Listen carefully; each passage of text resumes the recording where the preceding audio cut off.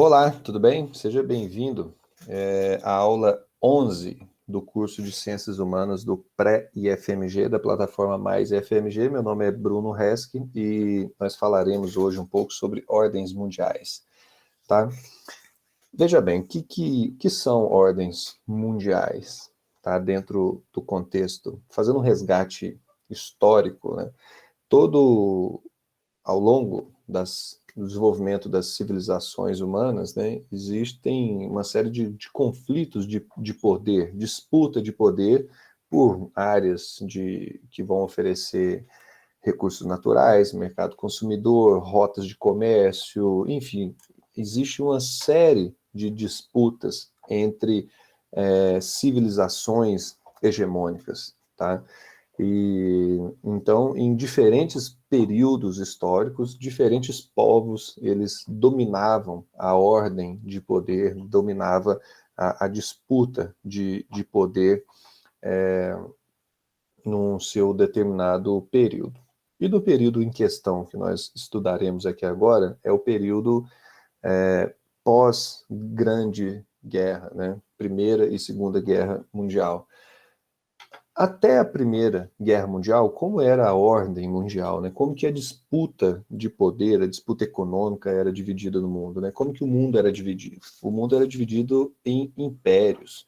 Tá? Você tinha o Império Francês, você tinha o Império Britânico, que era o maior império, né, de todos os tempos, a maior potência industrial do período. Você tinha o Império Austro-Húngaro, e nesse sentido, tá? A gente tem que contextualizar, fazer um contexto com a industrialização. Então, esses impérios, eles buscavam ampliar as suas áreas de influência, né? Para quê? Para ampliar as suas áreas de oferta de matéria-prima, de oferta de mão de obra e ampliar os seus mercados consumidores. Então, por exemplo, a Inglaterra ela avança sobre a África, por exemplo, né, para se apropriar dos seus recursos naturais e ao mesmo tempo, tá, vender os seus produtos industrializados. Tá? Então você tinha, nesse período, até 1914, que é o início da Segunda Guerra Mundial, o mundo ele era dividido, né? Ele era coordenado a partir dessas potências, a partir desses impérios. Acontece que você tem um ator, a entrada de um ator novo nessa disputa por áreas de influência, que é a Alemanha. A Alemanha ele passa por um processo de unificação tardia e um processo de industrialização tardia. Então, mas na medida que a Alemanha começa a se industrializar, ela entende esse mecanismo, né, de impérios, de ampliação do império, e ela quer se tornar também um império, né? Ela quer expandir a sua área de influência, né, para vender os seus produtos e para conquistar novos mercados e para ampliar a oferta de recursos naturais. Então, a Alemanha ela entra nessa disputa, nesse cenário internacional e começa uma série de disputas, tá? Uma série de micro disputas regionais, tá? E essas disputas por áreas, por mercado consumidor, enfim, vai culminar na Primeira Guerra Mundial. E a Primeira e a Segunda Guerra Mundial, elas transformam completamente a ordem mundial. Por quê? Esses antigos impérios, eles vão abaixo, eles vão ruir. O Império Inglês, o Império Britânico, o Império Austro-Húngaro, por exemplo, esses impérios deixarão de existir com o fim da Segunda Guerra Mundial.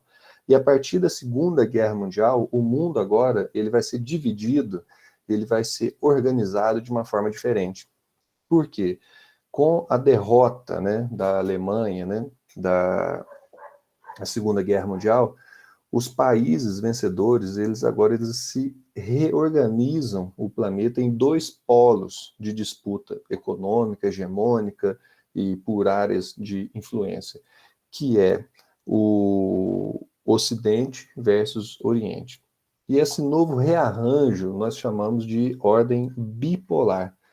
Tá? E essa ordem bipolar também, alguns autores, a gente chama de Guerra Fria também, né? Que é uma disputa, né, entre Ocidente e Oriente, o mundo capitalista e o mundo comunista, ou seja, você tem essas duas grandes esferas, né, que dominam a economia do planeta. O mundo capitalista, dominado, capitaneado pelos Estados Unidos, e o mundo comunista, capitaneado pela União Soviética. Tá? E dentro desse período que nós chamamos de Guerra Fria, né, algumas decisões, alguns fatos, né, e algumas instituições foram criadas para a manutenção dessa ordem, tá? Para que essas tensões elas não sejam potencializadas. Tá? O primeiro, do ponto de vista militar, foi a OTAN, a criação da OTAN, né, a Organização do Tratado do Atlântico Norte, que é uma organização militar que visava, né, controlar, né, os países comunistas na linha, naquela região que eles estavam circunscritos. Tá? E, por outro lado, também, a União Soviética ela cria o que nós chamamos de Pacto de Varsóvia, que é uma contra-defesa, né, que é uma forma de se defender da OTAN. Então, você tem duas grandes esferas, OTAN de um lado, Pacto de Varsóvia de outro, né, são duas esferas militares, né, para tentar controlar o avanço, né, desses dois blocos, dessas duas esferas de poder. E do ponto de vista econômico, você tem um plano econômico que ficou muito conhecido, que é um plano de reconstrução da Europa, dos países derrotados, né, dos países afetados pela guerra, que foi financiado pelos Estados Unidos. Esse plano foi conhecido como Plano Marshall. Tá? O Plano Marshall foi, né, basicamente, né, falando de uma forma bem simples, foi o financiamento. Os Estados Unidos, ele sai da Segunda Guerra como uma maior potência econômica e ele tem condição de financiar os países derrotados, os países que foram destruídos, não só os derrotados, a própria Inglaterra, por exemplo, ela foi muito abalada pela Segunda Guerra Mundial. Então, os Estados Unidos, ele financia, tá? Ele empresta dinheiro para esses países se reconstruírem. Tá? E esse empréstimo, né, essa ajuda, tinha uma condição, claro, tá? Reforçar, né, o mundo capitalista, tá? Que esses países eles funcionariam como uma barreira contra o avanço do mundo comunista. Então é basicamente o seguinte: olha, eu te empresto dinheiro para você reconstruir o seu país, né, desde que você assuma o compromisso de que você será capitalista, né, que você vai estar aqui do nosso lado. Por outro lado, a Comecon, que seria uma série de ajudas econômicas, tá, que a União Soviética lança para também reforçar essa série de países, para ajudar esse conjunto de países, né, que vai desde de Coreia, China, Cuba, os países do leste europeu ali, que possuem essa ajuda financeira da União Soviética para que eles não sofram influência do capitalismo. Então, vocês estão percebendo que existem esses dois mundos, né, essas duas disputas, né, entre capitalismo e comunismo, e você tem essas ferramentas de controle dessa disputa, né? Ferramenta militar, que seria a OTAN e o Pacto de Varsóvia, e ferramenta política e financeira, econômica, seria o Comecon e o Plano Marshall, né? Plano Marshall do mundo capitalista e o Comecon do mundo socialista. Essa história toda, ela funciona muito bem até mais ou menos a década de 1990, 1970. 1970 tem uma série de crises econômicas no planeta, crise do petróleo, crise do dólar, que começa a balançar a estrutura, né, dessa hegemonia, desse mundo bipolar, e o auge, né, do declínio, né, do fim desse mundo bipolar é 1991, quando a União Soviética ela se dissolve. Tá?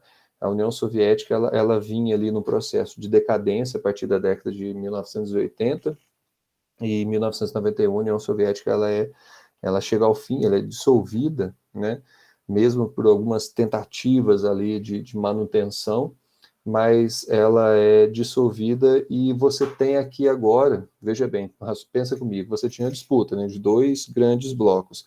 Se um bloco ele cai, né, esse bloco capitalista ele se torna hegemônico. Tá? Então o mundo agora ele deixa de ser bipolar. Agora o mundo ele vai ser multipolar, tá? A partir da década de 1991, tá? O mundo ele deixa de ser um mundo bipolar para ser um mundo multipolar. Os polos de poder, tá? Do mundo hoje, eles são, a partir, né, de 1990, ele muda de configuração.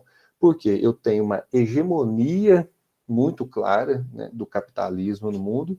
Agora, a disputa entre os países dentro dessa hegemonia capitalista é diferente. Começa um processo de formação de blocos, tá, de blocos econômicos, né, de blocos de países para se fortalecer e disputar o comércio internacional. Então, eu tenho basicamente três blocos. Eu tenho o bloco americano, que é capitaneado pelos Estados Unidos, um bloco europeu e um bloco chinês, né, um bloco asiático, né, digamos assim, que são essas três esferas, né, e o bloco asiático, que foi comandado durante muito tempo pelo Japão, e nas últimas décadas a China ela tem se despontado aí como um novo polo de poder nessa disputa, né, por mercados, por economia e por matéria-prima, né, do mundo de uma forma geral.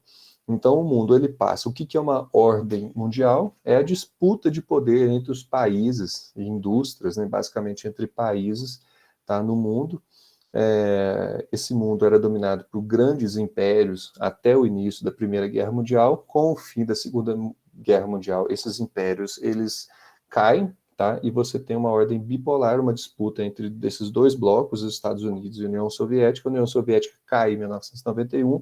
Você tem a hegemonia do mundo capitalista, e dentro desse mundo capitalista você tem agora um rearranjo de forças entre América, Europa e Ásia, tá bom? Então, mais ou menos este é um contexto, tá? Bem, lógico que a gente não pode, por conta do tempo, a gente não pode aprofundar muito mais, mas eu espero que ter dado uma esclarecida, uma espinha dorsal, tá? Do que é, de como funciona a disputa internacional entre os países a partir dessa ideia de ordens mundiais. Tá bom? No mais, eu agradeço a atenção e até a próxima.